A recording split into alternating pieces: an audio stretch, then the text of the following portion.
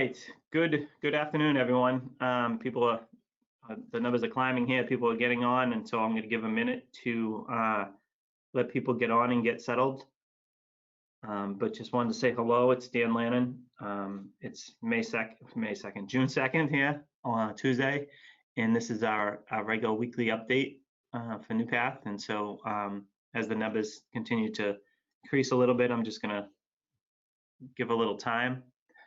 I hope everyone is doing the best that they can, and everyone is safe, and people have started to hopefully enjoy some sense of normalcy and some good weather and back to normal to some degree at least. So as I wait for people to join on and for people to get signed in, I thought I'd just reference a couple of things we're going to talk about today. We will certainly update you on the status like we do each week of positive cases and recent events that recent testing that has happened.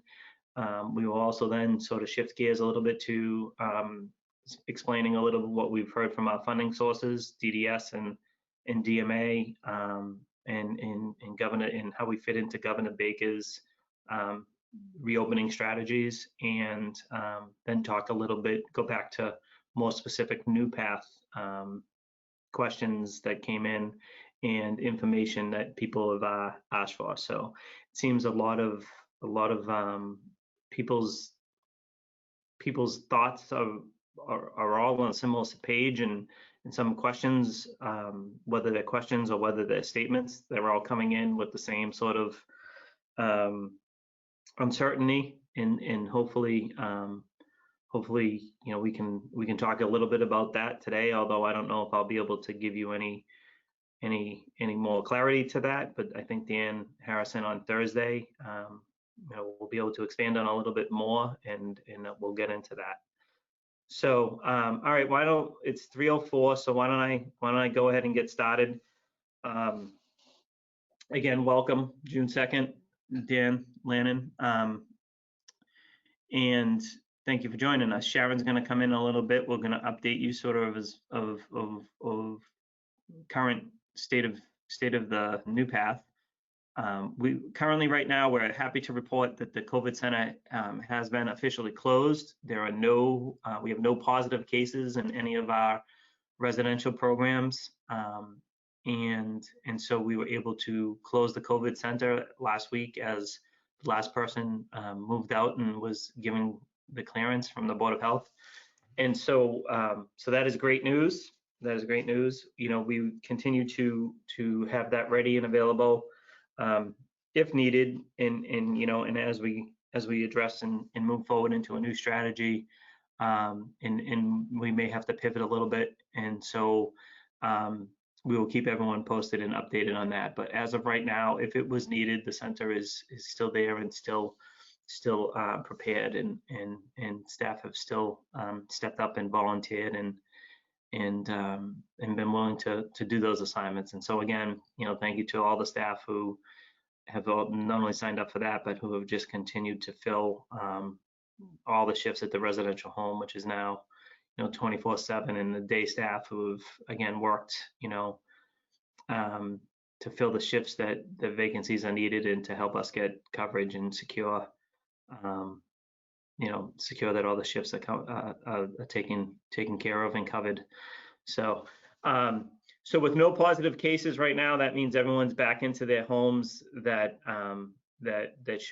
would be. We still have some people who went home with their family members before the crisis started, or even in the middle of the crisis, and they are still at home too. And so I guess not having any great updates on health status is great. I'm going to ask Greg to bring in Sharon. She's going to talk to us about the large numbers of testing we've done over the last week, and any sort of new things we've learned with that strategy. And then we'll go into a few more updates. So I can see I lost your video there, Sharon, but I can hear you. I'm here. All right. I All don't right. know what the issue is, Ken. Yeah. Yeah. So right before, just so people know, right before we got on, Sharon had a problem with her camera for no reason, and so then we were able to troubleshoot that and got that going, and it was working fine, and now it's back to not being able to see her. So hopefully we'll be able to see her soon. So you want to maybe get us started while Greg works on that behind the scenes, Sharon, with the number of people. Oh, There there you you go. are. Okay. How you How you doing? doing, buddy? Good. How you doing? Good, good, Oh, good. yeah. So, like you already said, the last person that was in the COVID unit has gone home. Um, they were cleared by Board of Health last week. They're back in their home. We tested the 3 additional houses on Thursday, like we said we were gonna have that done by the end of the week. And we received all their results on Saturday, and they were all negative. So that was 3 residential programs along with, I believe, 6 staff. And so that was good news. We tested another individual on Sunday and from another house, and they were negative. And over this past week, since last Tuesday, we've had 1 staff in one of our programs that reported to be positive. They weren't working in that program when they had their symptoms, but we did inform the staff that we're working with them. And it happened to be at one of the houses that we just recently tested. So we'll just continue to monitor everybody like we do, and keep working on it. Good. It's a one day at a time situation with this, as we all know. Right. So you said 3 residential programs, and certainly a number of staff were tested during that time. And so that is great news that none came back positive. That's Right. It was. Yeah. So, you probably heard me before you came up on the screen. And so I think, when we have no updates of positive cases to report and don't have to report on that, I think that is great news. And so I just want to use this time and get everyone out of here quickly, but to just talk about a few other things that I know we received some emails and some questions on, and that people have had statements on, or again, or just thoughts on. And so one of the first things, I guess, of discussion point that has come up is when a day program is going to get back to some sense of day programming and normalcy. Do we have any time frame for that, or do we have any guidance on that? And so really, I guess I'll speak in twofold on the 2 guidance that we have right now. Currently, part of Governor Baker's plan was to have day services in residential congregated settings be in phase 2 of his reopening strategy. And we heard this morning that is not being considered for phase 2, and that is going to be pushed back. And so the commissioner, Jane Ryder, did say that she was going to put out some guidance, or DDS would have some guidance out this week to allow family members to start to visit residential programs outside, practicing social distancing, being required to wear a mask, and they were going to put out some guidance on that. Now, there's been a number of providers, us included, that have allowed that, in smaller settings, outside, no one inside the residential homes and stuff. So we will just make sure our strategies align with the protocols that they put in place there. But from all accounts, those few families that have visited and come to spend some time in the yard and with their loved ones during the good weather, everything went fine and went smoothly, and the communication and working through schedule happened with the residential manager or the residential director. So that's great news. And again, so if you see some guidance or people hear some information come down about DDS giving some guidance about reopening, that's going to be particular to just the residential settings and coming for visits outside. So that's first, that addressed a couple of concerns and the question that somebody had. As far as day programs, day programs, if I'm being honest, they seem to not have a consistent ballpark range of even a time frame that they're looking at. It was certainly, I'll give you my perspective. At one point, we were sort of moving to be able to talk about that. And I think people felt like that was way too mature to talk about groups getting back to work, or programming getting back to work. And there's so many variables that they don't have figured out. And so they've really tried to move away from some of those conversations. And really today they set up an expectation that we could be looking at, into the 1st of July, for day programs opening back up. But we will certainly keep people posted. We do not have that information definitively, and we don't quite know what guidelines and protocols they'll want to see in place, because we all know, I have 2 or 3 different communications about transportation being a concern. How are they going to address transportation?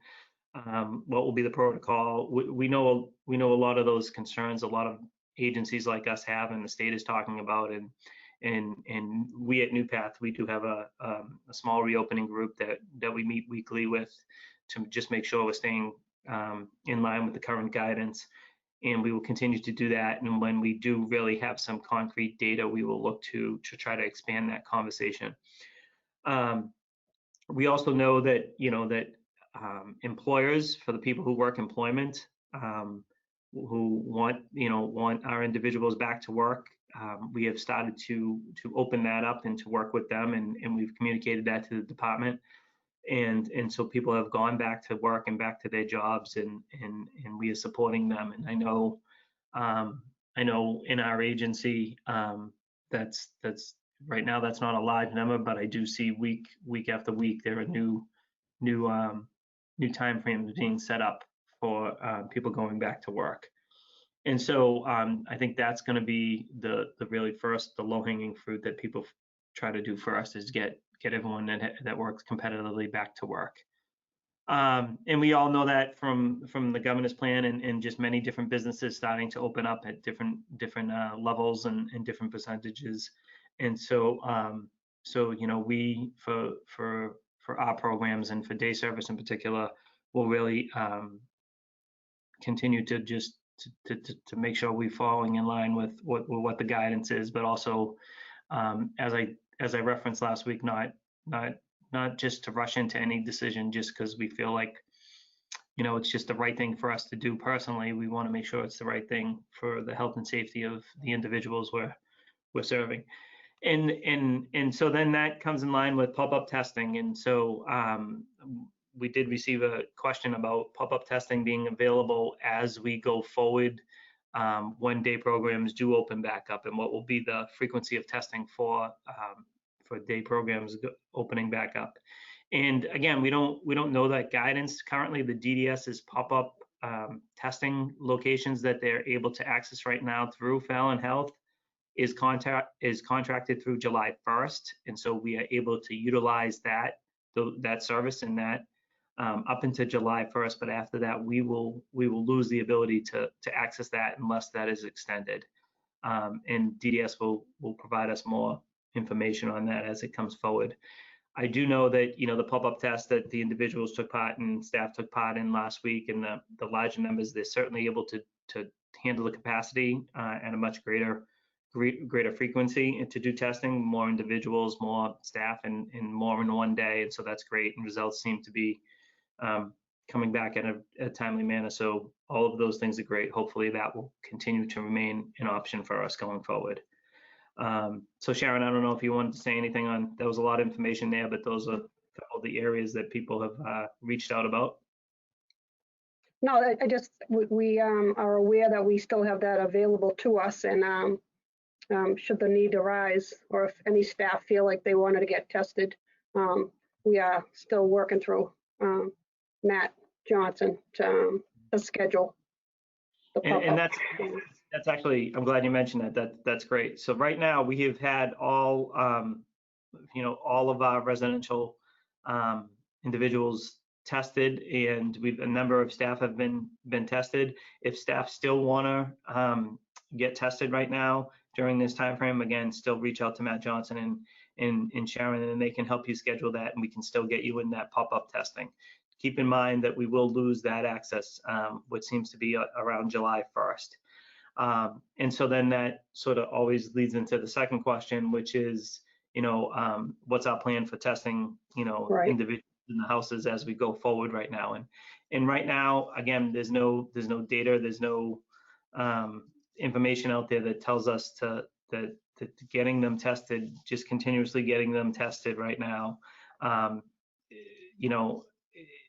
it provides that much of a greater benefit when we are monitoring all the other signs and symptoms and practicing social distancing and wearing masks.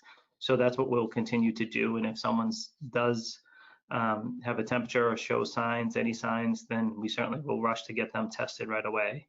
But we don't have a plan right now to say, we are going to continue to test people regularly. And the department actually is asking us not to do that right now. So. But we are still, nursing is still contacting the houses twice daily. We're monitoring the temps. I said this last week and the week before, but that continues. Our oversight of the houses and the people that live in our programs. We're monitoring everything so that we can catch things prior to any, anybody else being exposed if it comes to that. So I think we've done a great job of our oversight so far in our programs. Staff have been doing what they're supposed to be doing. Yeah, no, I agree. I think that the few circumstances we saw where people weren't practicing social distance or having a mask on were few and far between. I think staff have done a great job, again, not only just stepping up to fill the shifts, but also to just follow the sort of letter of the law, as we put it, with temperature checks before coming into the building, social distancing, being smart about any activity they are participating in, outdoors, and really limiting exposure into any type of facility or place that is going to be crowded. And so I think that, to go back to what the DDS guidelines was for outside visits in residential homes, as I said, that we anticipate that by this week. And we will really start to solidify our strategy around that and what our plan is going to be. That, as it's gone now, families have reached out to the manager and director and they've worked through that. And so I would say continue to do that, but we will be putting out some more formal guidance on that once we have that. And as far as day programs and with this recent information of I guess I shouldn't say it's recent information, this I guess you will say this realization that I'm coming to terms with, that the guidance that we were sort of hoping to sort of help us think about, are we going to go back at 25%? Are we going to go back at 50%? What is going to be some solution for transportation? All the things we've sort of wrapped our head around, some tentative plans around, is certainly not going to happen as quickly as maybe once thought. I mean, it seems so long ago that this started, but really it was April that we were saying, well, we can't see, I remember saying specifically, I couldn't see us coming back anytime before June, and a family member saying, oh, it can't go that long, and here we are, and so I think we just need to stay consistent with our approach to this and not make any hasty decisions that have us reverting back to having more positive cases or putting anyone at risk that doesn't need to be. So I'm just taking a quick glance at my notes here, Sharon, to make sure I get anything. I don't know if there's anything specifically. I would just like to just remind staff that when they're not at work, to remember to do the same things. Social distance, wear your mask when you're going to be around other people, even if it's family members. just being cognizant of that's how things spread, and especially given all the various marches and gatherings that are happening right now related to George Floyd. So just be aware of your surroundings, your social distancing, and wearing your mask and washing your hands. That would be greatly appreciated. Yeah, and thank you for referencing, all the marches and things that are going on right now, because I think it's just if you, I guess, specifically on these Tuesday meetings, we sort of stick to the agenda at hand and don't go off the real life updates we have going on with the COVID crisis. But to think, a year ago at this time, we would be talking about these two major, this COVID crisis and the recent, horrible death of George Floyd and everything that happened there. I think none of us would have anticipated that, and life being so different right now. And so, as I've said before, and what I have to continue to just try to think about and address is, as long as the individuals we serve and the staff we work for are safe and good and have what they need, those are the things I try to worry about here and move forward with, and try to make decisions on that. And so, just as I've said from the beginning of this crisis to certainly to any other situation going on, if people, if you have a son or daughter that is served by us, or if you just are someone who are connected with NuPath that need some assistance, certainly let us know and reach out to us, and we can do whatever we can do, whether it's related to the COVID crisis or anything we can do to help. We certainly will try to do. I think your motion detector light went off. Yeah, the lights went out, so. There you go. Maybe we didn't pay that bill. I'll have to check on that. So Greg, I don't know if there's any questions, any thoughts, anything? Yeah, hi. Just on the comment about staff practicing social distancing and whatnot outside. There was a question that came in and you addressed it early, but this question was, are all staff required to be tested? And this is a question that comes in, seems like every week, but I'll just throw it out there again.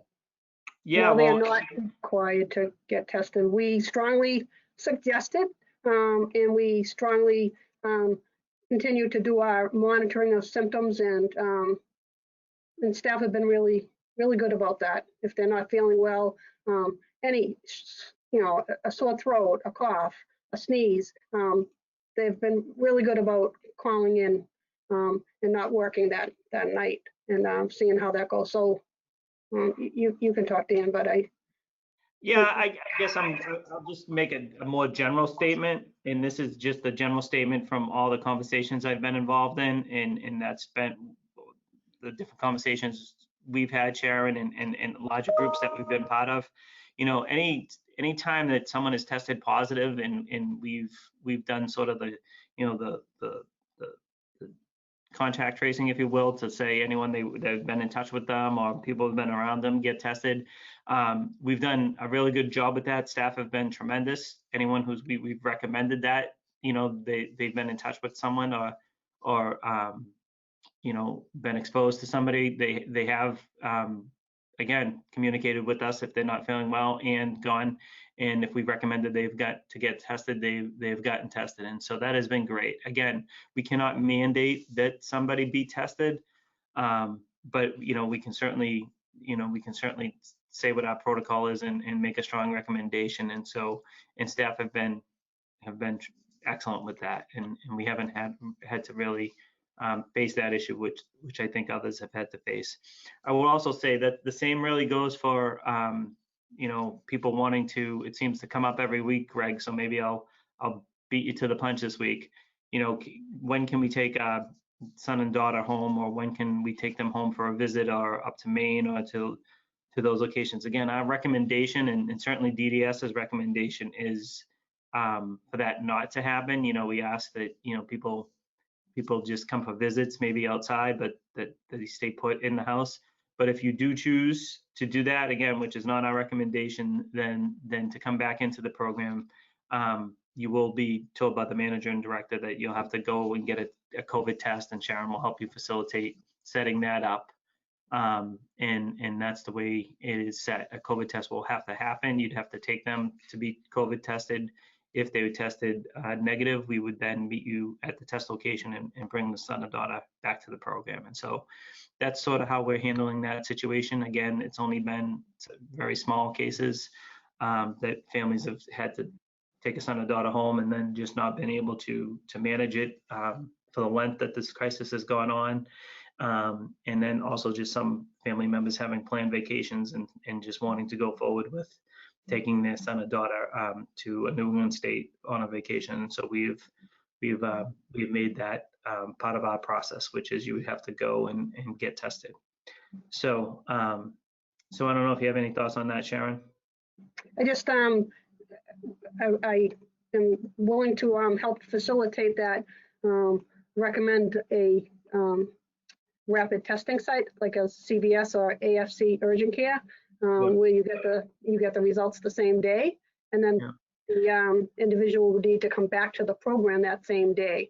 Correct. Yeah. So that there's no time lapse with that. Right. So you would have to. Again, just to be clear, so people would have to work with you and the director of the residential component that the son or daughter lived at, so that we could meet you there at the rapid testing site, get the rapid test results, and be able to bring them back, or as soon as you heard that the test. I think I explained that wrong, Sharon. Yeah, you did. But anyways, yeah. So once they halfway down there, I knew I was halfway in it, and I realized I misspoke. Yeah, so the parent or the family would take them to be tested, and then just bring their clothes or whatever with them in their own van or whatever once they get their results, because the CVS site, you get it within 15, 20 minutes. AFC urgent care depends on the batch, but it's usually within an hour or two. Then you would have all this stuff with you, and you get your receipt of your negative test, and you send a copy of that to me and the director, and then back to the program. Good. So, but everybody's been doing the same thing, so just letting us know so that we make sure that we have enough staff on hand when they return, that everything's in place for when they return. So okay. Just one more note on that subject, guys, and it's only because it's a parent who had a specific question about hearing about a plan to allow kids to come home for 2 weeks at a time. So you already addressed that in terms of the process, but I'm putting that out there in case there's something else that people are hearing different information on. I think, Greg, maybe let's talk offline after this, and you can share that information with me, and we'll get in touch with that family member specifically. I would tell you that that's not our current plan, and sometimes I think people's interpretation of things get confused with what people might think our plan is. I think in this case, the quarantining for 14 days, I think, is what is confusing, why there's that 2 week period, and maybe in that parent's understanding. And so that person, if they did go home for 2 weeks, they would have to have a test upon returning, so that that comes back negative and they can go back into the program. I think I know specifically what you're talking about. I think I hate to drift too far off of what matters to NuPath and what affects larger groups and larger people at NuPath, but people were going to Maine, which Maine has a law. Maine's rule is that if you go into Maine, that you have to stay in place and quarantine for 14 days in the state before you can go out and participate in state activities. What Maine's plan is, and people not following that, is what we heard quite a bit this weekend from news reports, is that people were going into Maine, not self-quarantining for 14 days and then coming back over to Massachusetts and New England states. So that would allow us to still make sure that our protocol, which is coming back into our programs, you would have to be tested. And so we're going to stick with that no matter what. I'm willing to listen to other variations to that, but at no point is there any value of somebody leaving our program where they've been in the program, going on a vacation or visit with their family, and coming back into our program without being tested. We will be requiring them to be tested. And if they did refuse to get tested, then they would have to go home for 14 days in quarantine and be in daily contact with Sharon. And we would probably reach out to your primary care and ask your primary care to recommend that you get COVID tested. And so I think it's just for the safety of everyone else that lives in that program, that people will come back and need to be tested and have a negative result to be required back into the residence.